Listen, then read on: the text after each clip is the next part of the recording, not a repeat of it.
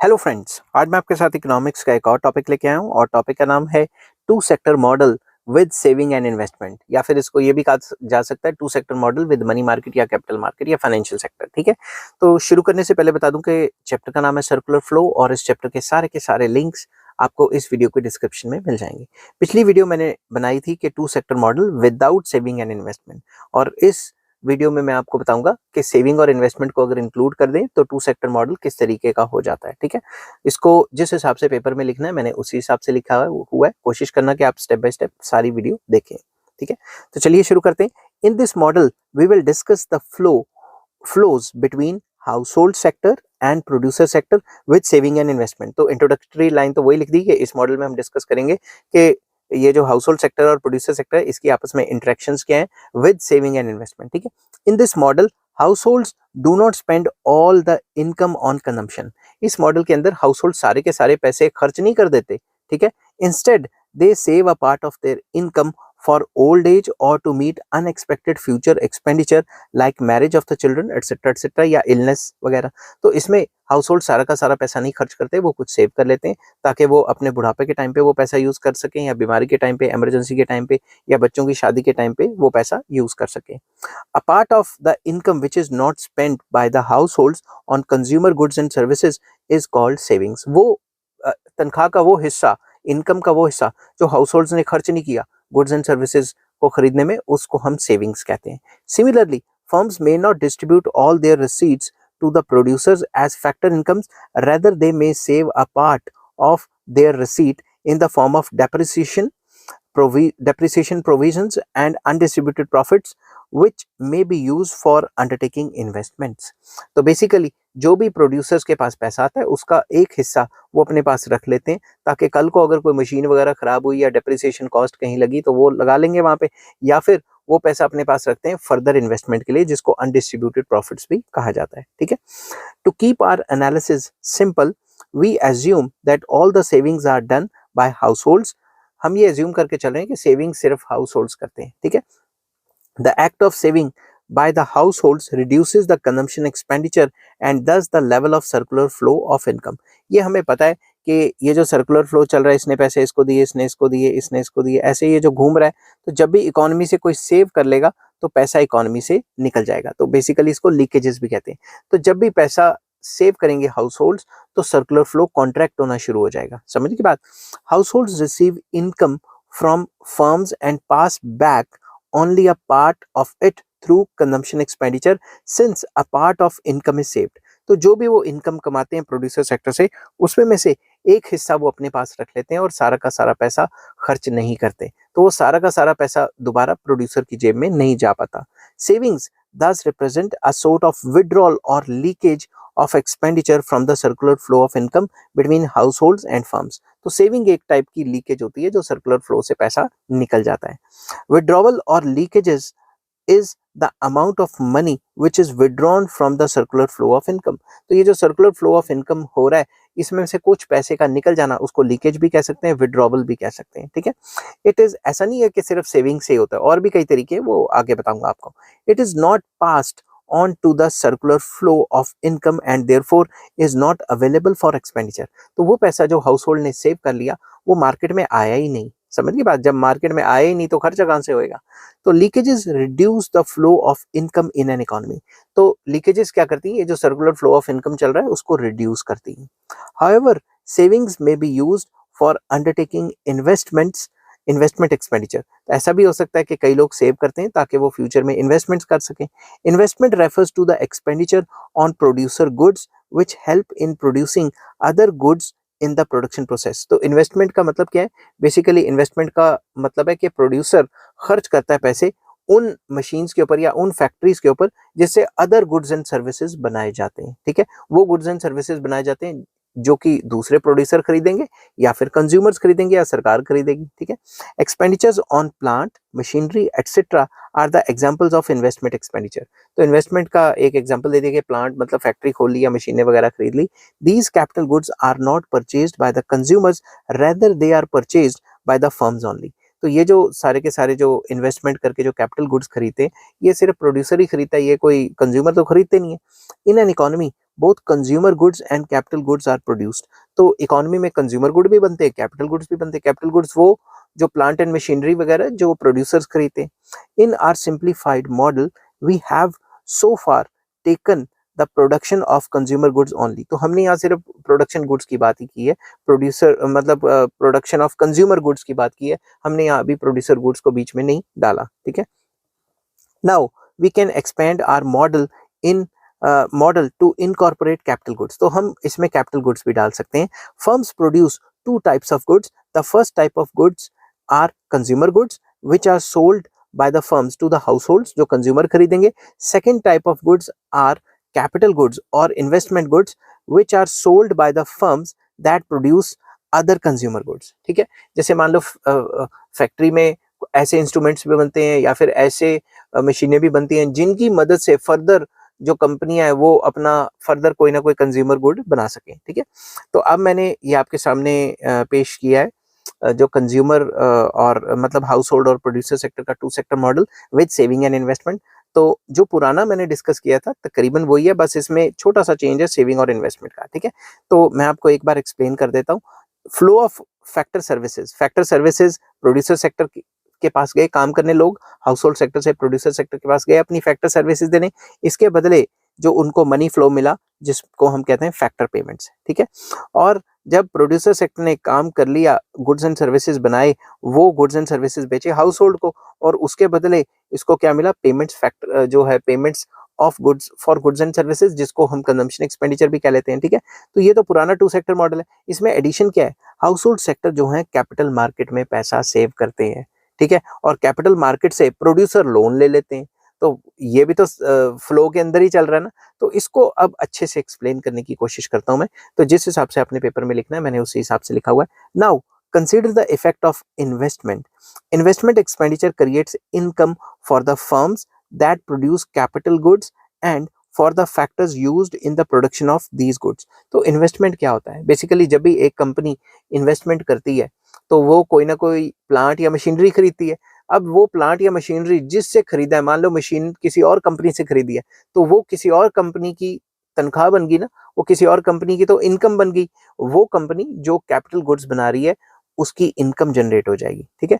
This income does not arise from the expenditure of house hold. ये house hold से तो उसकी income generate नहीं हुई उस कंपनी की, rather it is over and above the income that arise from the house hold expenditure. तो ये इनकम हाउस होल्ड एक्सपेंडिचर से अलावा भी उस जो प्रोड्यूसर सेक्टर है उसमें जा रही है. Investment expenditure thus results in an addition to the circular flow of income. तो जो मैंने सर्कुलर फ्लो बना के पीछे बताया था ना कि भाई लीकेज हो जाती है कि पैसा इधर से इधर, इधर से इधर, इधर से इधर घूम रहा है सर्कुलर फ्लो में. अगर इससे पैसा निकल गया, सेविंग किसी ने कर ली तो लीकेज हो जाएगी, मगर अगर किसी ने इन्वेस्टमेंट कर दी तो सर्कुलर फ्लो में पैसा आ भी जाएगा. ठीक है. And as a result the level of income rises. तो जब भी कोई इन्वेस्टमेंट करता है तो इनकम का लेवल बढ़ जाता है. दस investment expenditure is an injection into the circular flow of income. तो जो इन्वेस्टमेंट एक्सपेंडिचर है वो एक इंजेक्शन की तरह काम करता है कि सर्कुलर फ्लो को बढ़ाने का काम करता है. An injection is the amount of money which is added to the flow of income. या सर्कुलर फ्लो में जो भी पैसा ऐड कर रहे हो आप वो इंजेक्शन के तौर पे जाता है और वो सर्कुलर फ्लो को एक्सपेंड करता है. Injections increase the flow of income in an economy, जैसा कि मैंने पहले कहा था. How do firms obtain the required funds for undertaking investment. जो कंपनी है उनके पास इन्वेस्टमेंट करने के लिए फंड्स कहाँ से आते हैं. द फर्म्स में use a part of there profits that is undistributed profits. कंपनियां अपने प्रॉफिट्स का एक हिस्सा सेव कर लेती हैं, जैसे अनडिस्ट्रीब्यूटेड प्रॉफिट कहा जाता है, उसको भी फर्दर इन्वेस्टमेंट के लिए यूज कर सकती हैं. एंड फॉर अंडरटेकिंग इन्वेस्टमेंट वही बात, टू सिंप्लीफाई, टू सिंपली यहाँ सिंप्लीफाई लिखना था. ठीक है.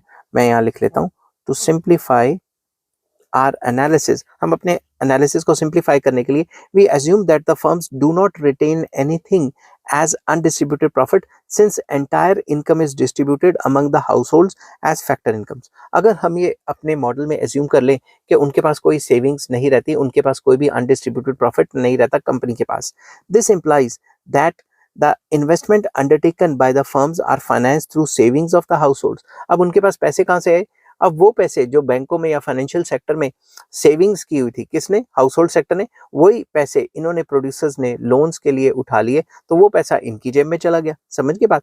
To some extent the firms may borrow directly from the households. तो देखा जाए तो फर्म्स तो हाउस होल्ड की सेविंग ही तो यूज कर रहे हैं ना। However house and firms interact with each other largely through financial institutions, जिसको कैपिटल मार्केट कहा जाता है, like banks, insurance companies, mutual funds etcetera etcetera. तो इसके थ्रू ही पैसा घूम के प्रोड्यूसर सेक्टर के पास जाता है। Financial institutions intermediate between सेवर्स and investors और लेंडर्स एंड बोरोअर्स। तो जितने भी फाइनेंशियल इंस्टीट्यूशंस हैं वो एक बिचौलिए का काम करते हैं हाउस होल्ड सेक्टर और प्रोड्यूसर सेक्टर के बीच में। In our simplified model we assume that whatever is saved by the households is deposited with the financial institutions, जो कि कैपिटल मार्केट है इस केस में, हमारे केस में, and the firms take loans from these financial institutions to undertake investment। तो लोग अपना पैसा कैपिटल मार्केट में डालते हैं और कैपिटल मार्केट से जो प्रोड्यूसर्स हैं वो लोन ले लेते हैं, ठीक है ना, इन्वेस्टमेंट करने के लिए। Households are the net lenders as they save a part of their income. तो हाउस होल्ड्स के नेट लेंडर्स हैं, वो अपनी जो तनख्वाह है उसका एक पार्ट बचाते हैं। Firms are net borrowers since they borrow funds to undertake investment. तो फर्म्स जो है वो बोरोअर्स हैं, क्योंकि वो तो बैंकों से कर्जा ले रहे हैं। बैंकों में पैसा किसका है? आम जनता का ही है ना, हाउस होल्ड सेक्टर का ही है। Thus savings of the household flow to the firms for undertaking investments through the medium of capital market. तो कैपिटल मार्केट या फाइनेंशियल सेक्टर के थ्रू ही जो हाउस होल्ड की सेविंग की हुई है वो सारी की सारी जो है प्रोड्यूसर सेक्टर की जेब में चली जाती है, मतलब इन्वेस्टमेंट के लिए लोन्स की फॉर्म में। A new sector known as capital market has been added। तो ऊपर मैंने कैपिटल मार्केट ये ऐड किया हुआ ना बीच में, ये वाला, ठीक है, एक नया सेक्टर ऐड किया जिसका काम है पैसे इधर से उधर करना। इधर से उधर मतलब नेगेटिव टर्म्स में नहीं कह सकते, पॉजिटिव टर्म्स में कि जो उसकी सेविंग्स है हाउस होल्ड्स की, वो उनको एज अ लोन देना। Now a part of the income of the households flow to the firms in the form of consumption expenditure and a part of income flows to the capital market in the form of savings as indicated by S line. तो मैंने ऊपर वाले diagram में S line, मतलब एक पैसा तो इन्होंने गुड्स एंड सर्विसेज की जो पेमेंट्स है वो करने में उड़ा दिया, जो गुड्स एंड सर्विसेज कंज्यूम किए वो तो प्रोड्यूसर की जेब में चला गया, जो पैसा सेव किया वो बैंकों मुंकों में डाल दिया, ठीक है ना, फाइनेंशियल सेक्टर में, तो उसे क्या कहेंगे? Savings. These savings flow to the firms through capital market to finance investment by firms। तो यही सेविंग्स जब प्रोड्यूसर्स बैंकों के पास लोन लेने जाते हैं तो यही सेविंग्स बैंक उनको आगे दे देता है। The investment flow is shown by the line I. तो ये जो आई जो मैंने ड्रॉ की हुई है ये इन्वेस्टमेंट की फॉर्म में कैपिटल मार्केट से, फाइनेंशियल सेक्टर से प्रोड्यूसर्स के पास पैसा चला गया। समझ के बात?